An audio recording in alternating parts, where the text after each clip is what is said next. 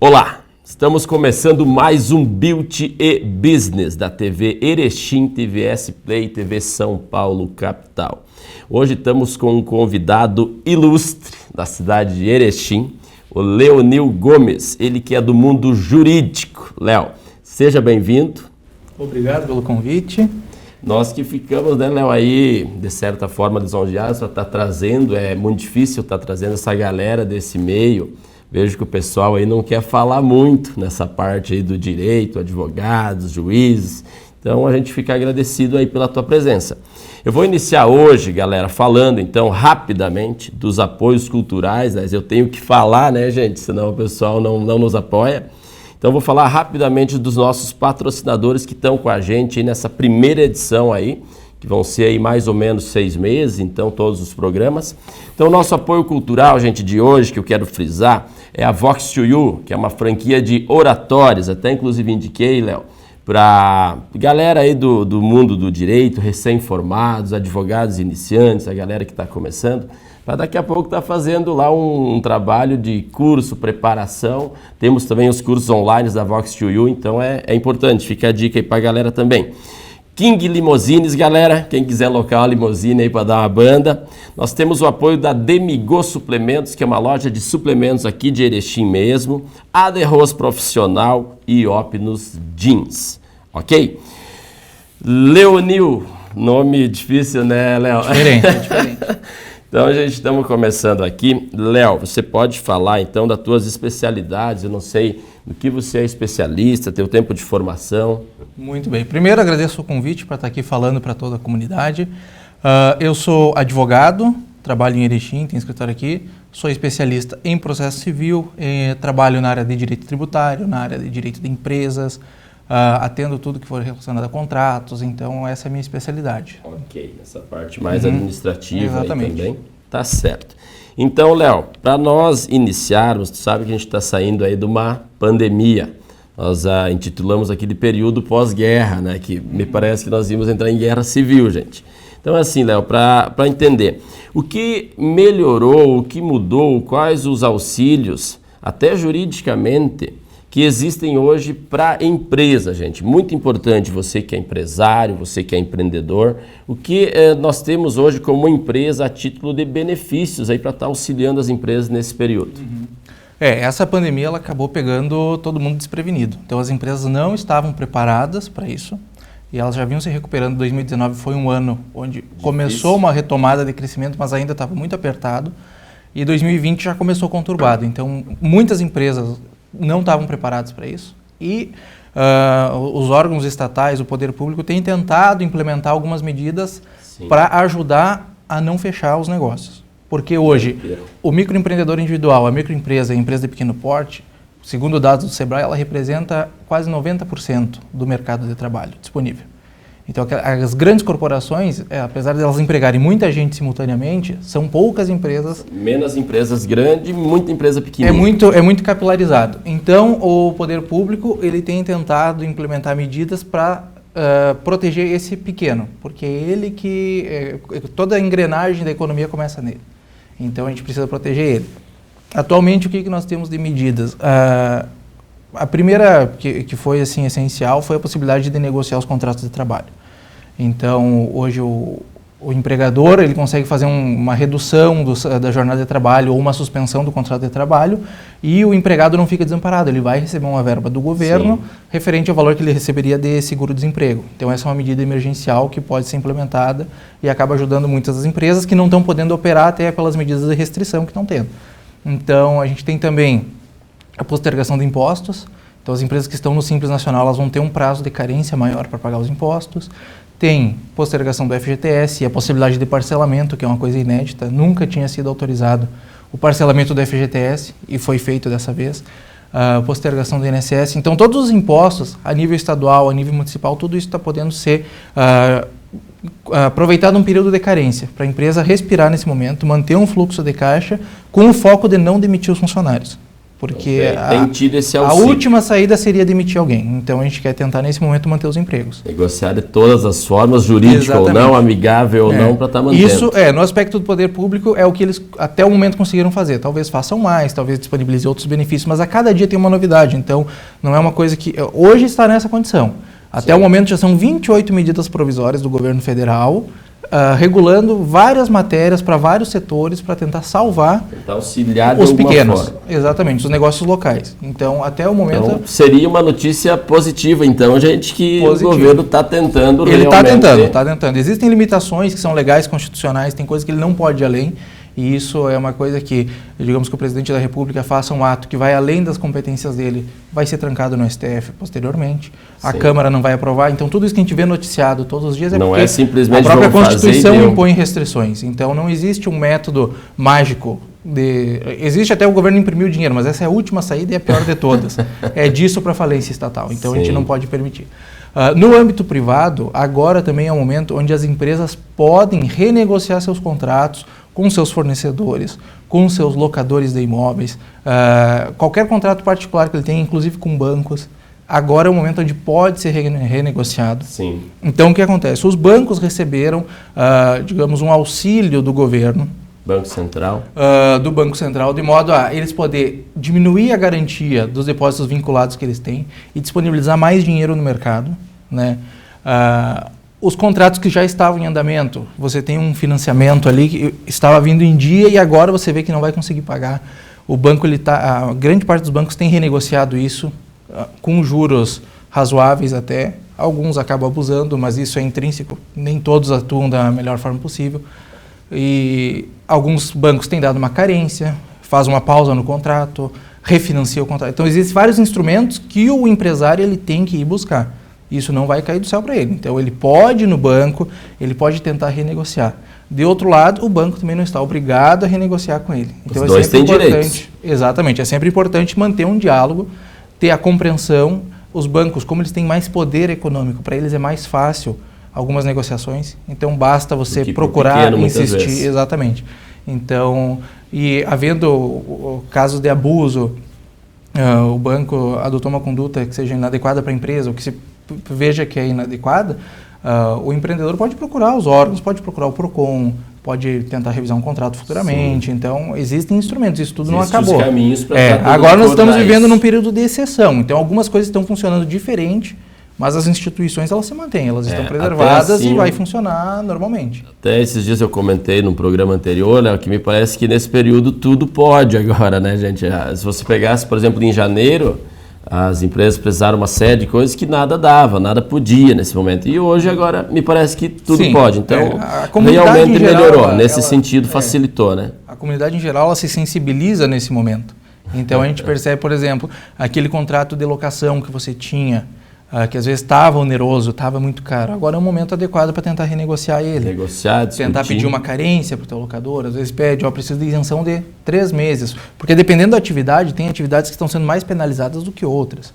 Então, por exemplo, aquele empresário, aquele empreendedor que trabalha na área de eventos, produção de eventos, promoções, esse está sendo muito penalizado no momento. Porque a atividade dele está diretamente vinculada à aglomeração de pessoas, Sim. que é a principal coisa que tem sido combatida até o momento. Está tendo um impacto direto. Exatamente. Né? Aquele empreendedor que tem o seu salão de beleza, aquele empreendedor que tem a sua borracharia, o seu cachorro-quente, ele agora que ele está começando a retomar as atividades. Então ele passou de um período que esteve com tudo fechado e agora ele está retomando, mas isso é um reflexo, ele reflete no curto e no médio prazo. Então ele precisa renegociar, ele não pode deixar acumular as dívidas. Ele precisa renegociar, achar instrumentos para fazer... E no âmbito particular, tudo pode ser negociado. Então, sim, entre as duas partes, tudo pode. Entre as duas partes, tentem chegar num consenso. Se não chegou num consenso agora, tenta novamente mais para frente. Mas conversa, explica para o teu fornecedor, para aquele que você tem um contrato, que você tem uma obrigação para cumprir, explica para ele, olha, no momento a minha atividade está assim, tente ser o mais transparente possível e demonstrar para aquela pessoa que você tem uma obrigação, que você quer cumprir essa obrigação, Sim. mas infelizmente as condições no momento não te permitem. E certo. Com isso, e sempre documentar tudo isso também, é bem importante. Sim. O brasileiro ele tem muita confiança no outro, a gente confia muito no nosso palavra, povo. Né? Exatamente. Mas, apesar dos contratos verbais terem uma validade jurídica, quando tiver escrito é muito melhor. Então, se você tiver qualquer problema lá para frente, então, deixa documentado. É melhor. Por mais simples, mais informal que seja, às vezes um documento até escrito à mão, desde que esteja assinado pelas partes, você consegue ter uma segurança jurídica um pouco maior. Dispensa, estamos falando do mundo jurídico, em que caso dispensa-se cartório, com testemunhas, sem testemunhas, tem validação igual mesmo feito à mão, gente, no papel ou não? Os contratos, eles têm uma particularidade, que o contrato particular, ele não depende de uma chancela do cartório. O reconhecimento de firma, ele é um ato que dá uma certeza de que aquela pessoa assinou aquele documento na presença de uma autoridade pública. Aquela pessoa. Exatamente.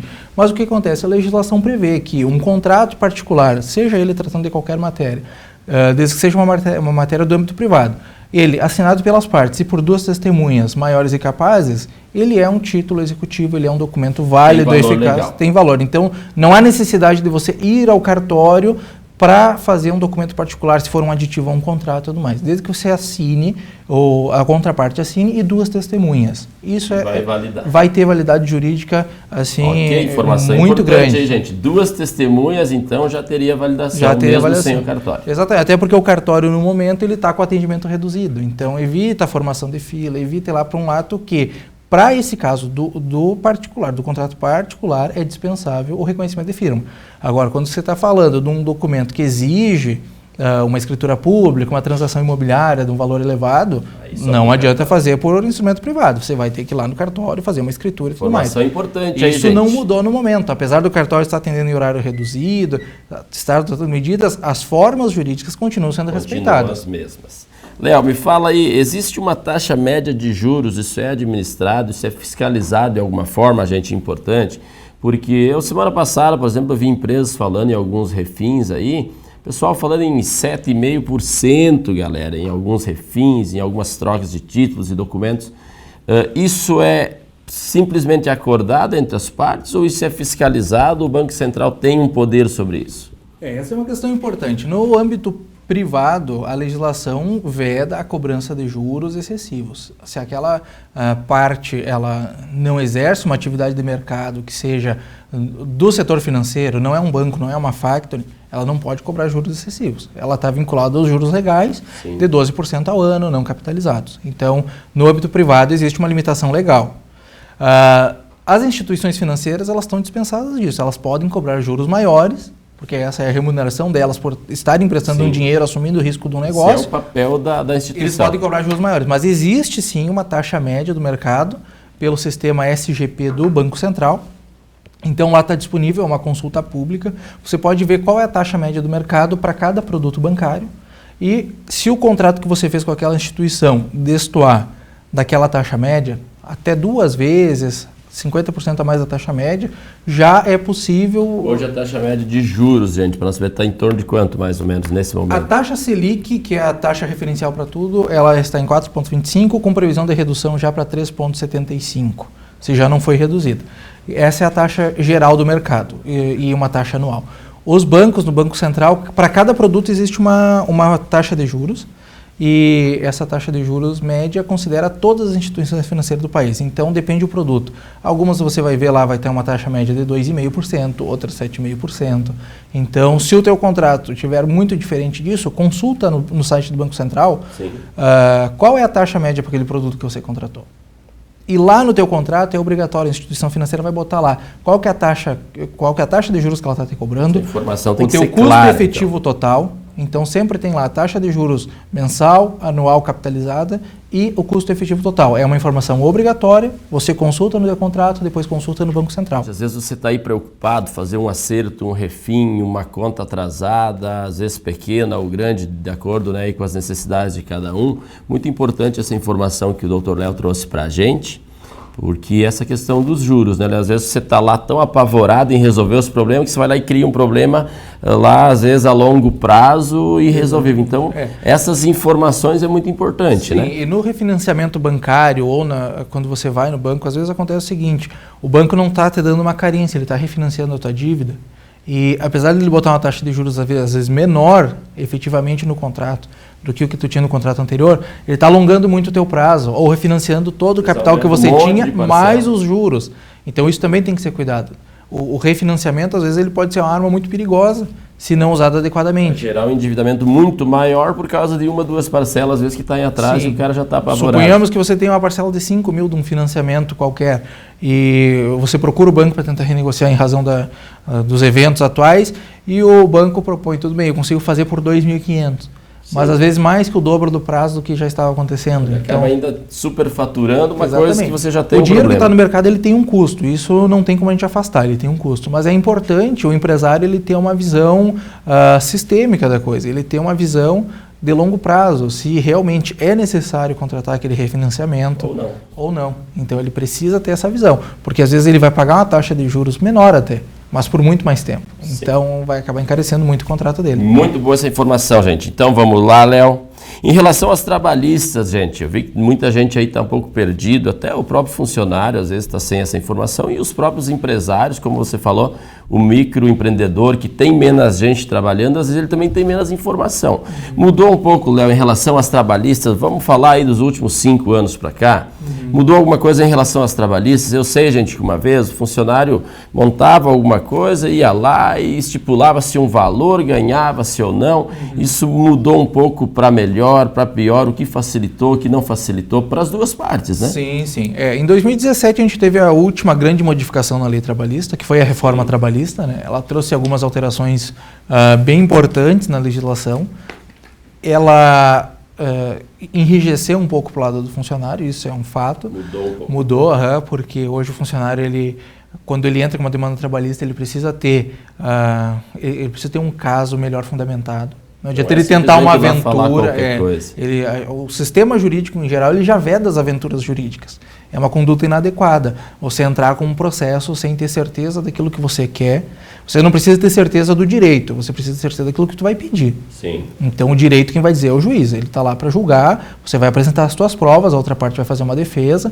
Mas, hoje em dia, a reforma trabalhista ela trouxe algumas alterações, onde o funcionário, ele agindo de forma inadequada no processo, ele vai ser penalizado. Vai se lesar também o funcionário. Exatamente. Entrou indevidamente. Exatamente. Então, a litigância de má-fé já existia, ela continua existindo, que é quando o funcionário desvirtua a realidade, produz uma prova falsa, entra com um fato que ele sabidamente sabia que não existia, que ele não teria direito. Criou um fato. Exatamente. Tem a questão da sucumbência, que é quando uma parte num processo, nos processos em gerais, quando alguém perde um processo, ela arca com despesas por ter perdido esse processo. As custas processuais que foram adiantadas, ela tem que reembolsar e ela paga os honorários do advogado da outra parte, são chamados honorários da sucumbência. Na Justiça do Trabalho, esse instituto ele não era tão evidente até 2017. Hoje ele já está mais delineado. O funcionário pode entrar lá e se ele, digamos, mentiu, criou um fato, criou uma situação, ele pode ainda ter que arcar com os custos e perder.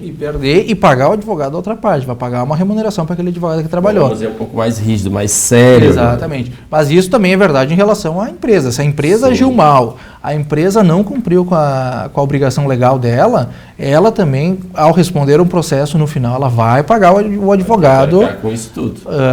Do reclamante, que é o empregado, vai pagar as despesas periciais, vai pagar despesas processuais. Então, isso, o sistema ele ficou mais igualitário.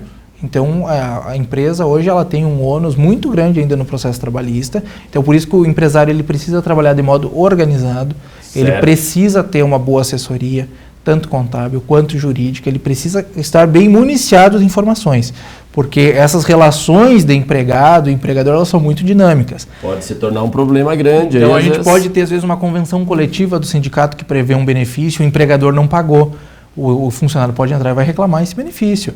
Agora, se o empregador demonstra que ele adotou todas as cautelas para respeitar todos os direitos que aquele funcionário tem, ele vai estar garantido dentro do processo. Sim. O risco que ele vai ter de ter que ter uma despesa processual é menor. Já o funcionário, por ter pedido uma coisa que ele sabia que não tinha direito, ele também vai ter despesas agora.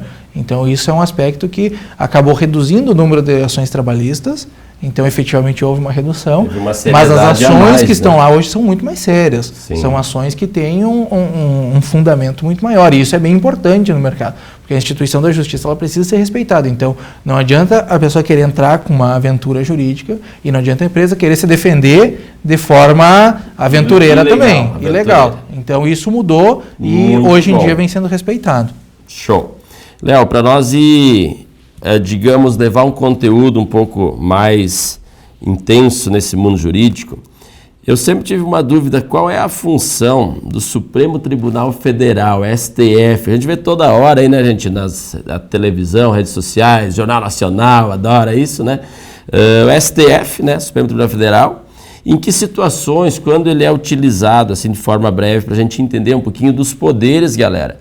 Porque o advogado a gente sabe qual que é a função, né?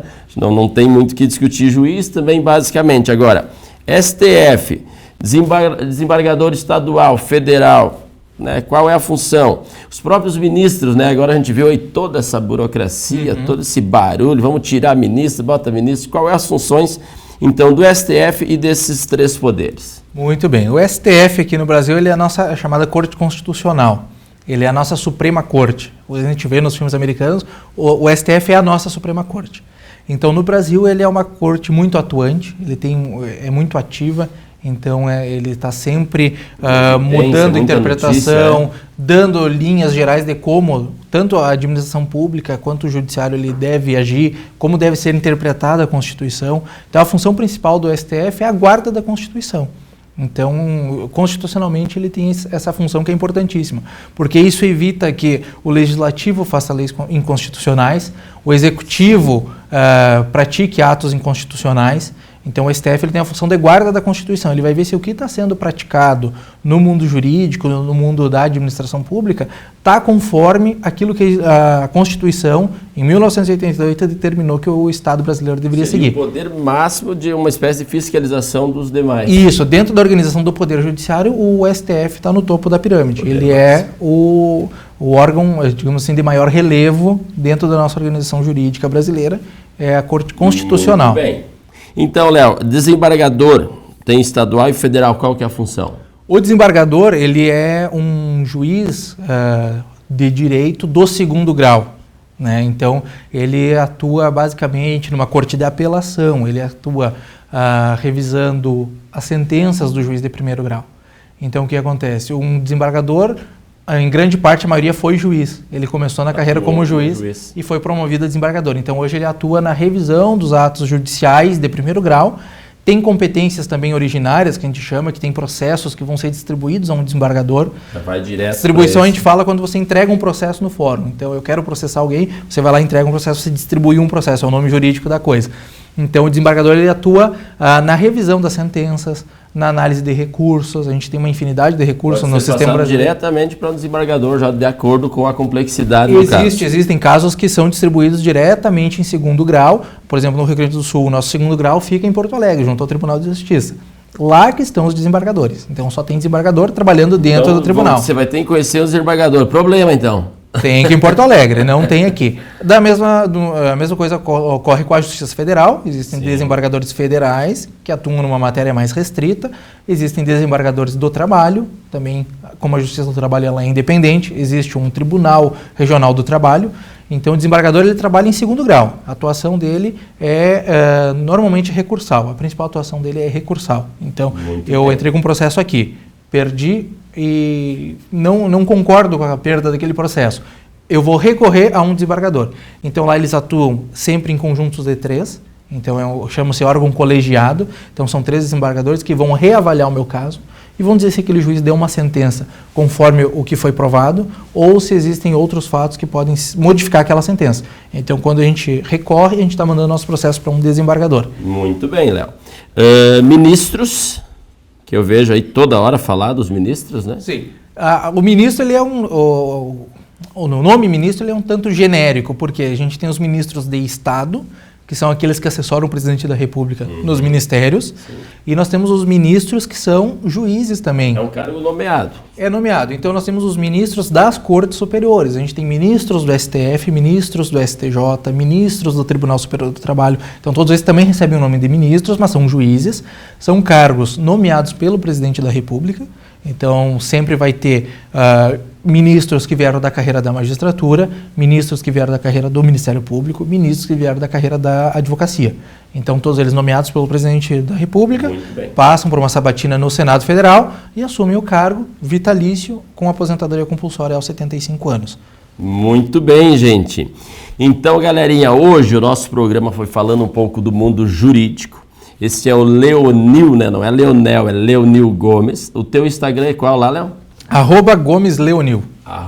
@GomesLeonil. Pode seguir lá, gente. Às vezes alguma dúvida, alguma informação. O Léo tá lá atuante no Instagram também para estar tirando as dúvidas de vocês.